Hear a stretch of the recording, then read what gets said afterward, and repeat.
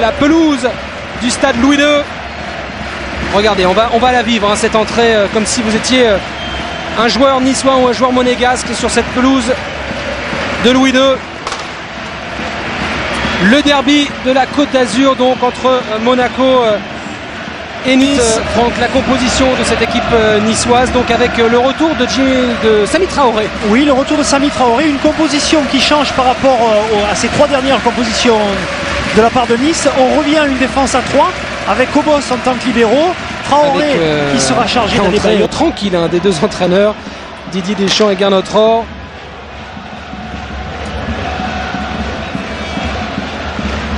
Alors l'arbitre de la rencontre, alors que l'on revoit ici l'échauffement, c'était il y a quelques minutes. Rien ne lui fait peur et il va énormément progresser, je pense, déjà au contact des autres joueurs, mais surtout ce soir il aura vraiment le rôle d'aller percuter. Grosse ambiance évidemment, hein, avec comme vous l'avez dit, une majorité de Niçois, de bonnes conditions de jeu, un bon terrain, bonne température. Messieurs, bon match à tous. Merci Vincent, avec un coup d'envoi donné par les Niçois et on met évidemment avec le premier coup de sifflet de Monsieur Poula. Petite faute sur Patrice Evra. On a senti la recherche de jeu de la part de Monaco, à essayer de jouer à une touche de balle. Attention à cette déviation de la tête à Dagali avec Roudet le centre, contré par Maïkon. Et ce ballon n'est pas sorti. À monter à l'attaque. Pas encore perdu ici à Louis II. Ils avaient fait match nul la saison passée et ils l'avaient emporté il y a 2 saisons, 1 but à 0 avec un but de Kaba Diawara. Le coup franc de Chevanton et ce ballon dévié et l'ouverture du score pour l'AS Monaco sur sa première occasion. But de Javier Saviola sur Balmont. Agali et le tacle de JV qui est resté au sol. Et Monsieur Poula a hésité à siffler. Il va falloir sortir ce ballon. Voilà qui est fait avec François Grenet.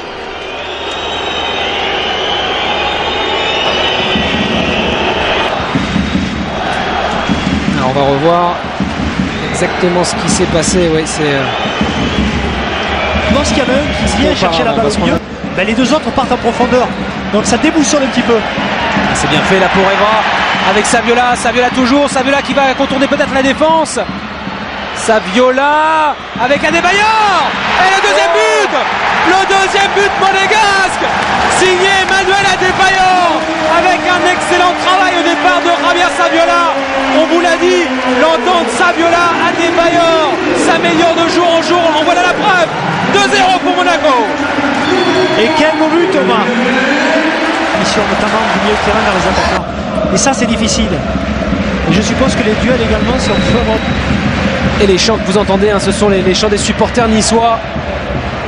Attention, oui, avec un nouveau contact dans la surface entre Agali et Rodriguez, les deux hommes qui se sont percutés, emportés chacun par leur élan. Oh, oui, je ne sais pas si on le voit sur les images, mais je crois qu'Agali a des moulets et il a un petit peu. Oui, justement, je vais demander à jouer avec Plasil. Très bon début de match de vos coéquipiers, pratiquement parfait. Ah ouais, c'est toujours important de bien débuter le match et après 20 minutes on mène 2-0 et c'est tant mieux. Et justement, on sent beaucoup malgré les 7 matchs en 21 jours, beaucoup d'enthousiasme, de mobilité. Ah ouais, y a tout le monde qui a envie de jouer ce dernier match avant la trêve et c'est toujours important de prendre 3 points à la maison. Et vous, ça va mieux? Oui, ça va mieux. Agali avec un pied haut, on va dire. Très haut. De Julien Rodriguez et la touche pour les Niçois. Les 2 dernières minutes de cette première période, en tout cas dans le temps réglementaire. Toujours 2-0 pour Monaco. Et il y a une faute, oui. Monsieur Poula qui a sifflé un peu en retard. La faute d'Agali sur Rodriguez.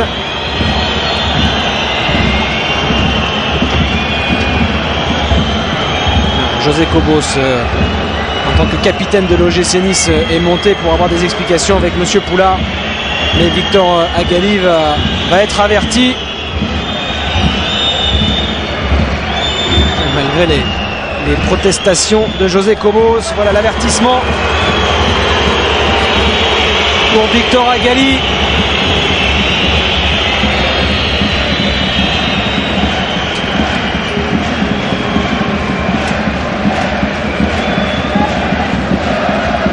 L'arbitre ne paraît pas méchant quand même. Hein. Ah si. Oui, oui.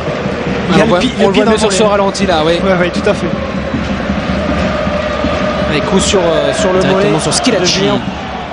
Adebayor. Zikos, attention, petite mésentente là, ça peut profiter à Agali. Bousculé Victor Agali.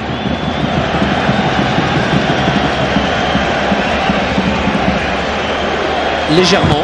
Le dégagement de Flavio Roma. Et on en reste là sur cette première période parfaitement maîtrisée. Saviola qui avait ouvert la marque dès la 5e minute nous a montré le contraire, hein, de par leur mouvement, leur envie de jouer. Chez Vanton qui a renoncé les joueurs niçois n'ont que solution de balancer des longs ballons et les défenseurs se régalent. Et le coup d'envoi donné par les Monégasques, à savoir Emmanuel Adebayor et Javier Saviola. Alors attention à une déviation d'Adebayor. Avec Gregorini qui est sorti au devant d'Adebayor. Belle anticipation de la part du gardien niçois qui a pris une belle balle. Et long dégagement directement sur Zikos, retour à l'envoyeur. Attention, la tête. Et oui, la reprise et le but d'Adebayor. L'erreur de Gregorini qui est sorti de sa surface et qui remet ce ballon directement sur Adebayor. Serré de près par Schillaci. Et Rodriguez qui s'en sort bien. Et ça va revenir avec Dié. L'appel de Vairua, il n'y a pas de position de hors-jeu. La frappe de Vairua, Agali. Et la réduction du score. 67e minute, 3-1. Grâce au deuxième but de la saison de Victor Agali. Et si Franck a relancé ce match. Ah, ça peut, c'est un derby, ne l'oublions pas. Mais c'était vraiment une belle action avec une passe de Serge Dié avec un très bon appel de Vairua. Et Agali qui suit et qui fait preuve de beaucoup de lucidité. Il n'a pas frappé comme un sourd. Très belle passe, on le voit de Serge Dié justement. L'appel superbe, bon contrôle de Vairua qui frappe. Roma se détend bien. Et Agali qui a bien suivi, d'un plat du pied au sang, il va placer la balle sur la gauche de Roma. C'est bien joué. C'est bien fait pour Vairua. Le centre de Vairua, Agali. Et une nouvelle fois, Roma. L'action superbe, le centre de Vairua, c'est magnifique. Là, ce qui se passe surtout, c'est que les Niçois, notamment au milieu du terrain, sont en train de gagner la guerre du milieu du terrain. Et une nouvelle fois, Agali passe à Roma. Il est passé, Victor Agali, pour le deuxième but niçois. 70e minute, 3-2. Et le doublé de Victor Agali qui relance complètement ce match. C'est incroyable.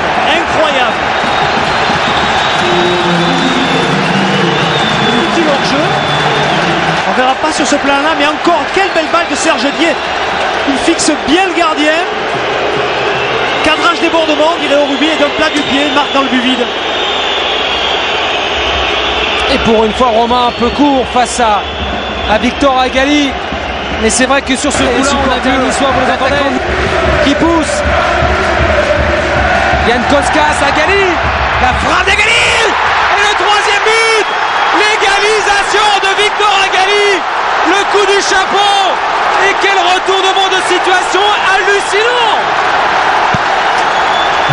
Et on peut parler d'erreur défensive également. Les deux défenseurs monégasques se gênent. Et Agali qui était derrière en embuscade et qui réalise un amorti de poitrine absolument somptueux. Mais quel derby de part. Regardez, longue passe. Deux défenseurs qui viennent à la lutte. Déviation de... Et sans doute Maïkon qui couvre Agali sur cette déviation de la tête de Yann Koskas. Poitrine comme il est bien, comme il est beau disons. Et toujours ce plat du pied. Le plat du pied est vraiment la partie du pied qui permet d'être le plus précis possible. Et il fait du bien aux Niçois, Edgar Yann Koskas. Attention à Agali. Reste debout, Balmont. Avec Roulet. La montée de Barreau, c'est bien fait. Le centre.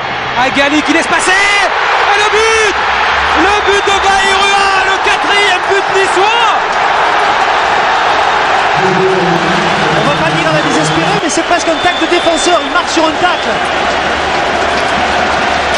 Mais que c'est bien joué également de la part d'Agali. J'allais dire s'améliorer au fil des matchs. L'arbitre a pris en compte le fait qu'il ait touché le ballon. Attention, parce que les esprits s'échauffent maintenant, alors que l'on regardait ce ralenti. Je Je pense qu'il faudrait se calmer parce que jusqu'à présent ça a été. Bon, n'oublions pas qu'il y a la fatigue aussi, c'est clair. Hein. Dans l'histoire, il y a finalement le pauvre Balmont qui est par terre en train de se plaindre d'une douleur et les autres sont en train de régler leur compte. Mais quelle seconde période des hommes de Gernot-Rohr. Ah, c'est tout à fait. Gernot-Rohr venir calmer ses joueurs. Et on veut surtout retenir invaincu à Louis II depuis son retour parmi l'élite. Et Nice qui s'impose finalement. Mais en tout cas, c'est l'énorme sensation ce soir, la défaite de Monaco à domicile, 4 buts à 3.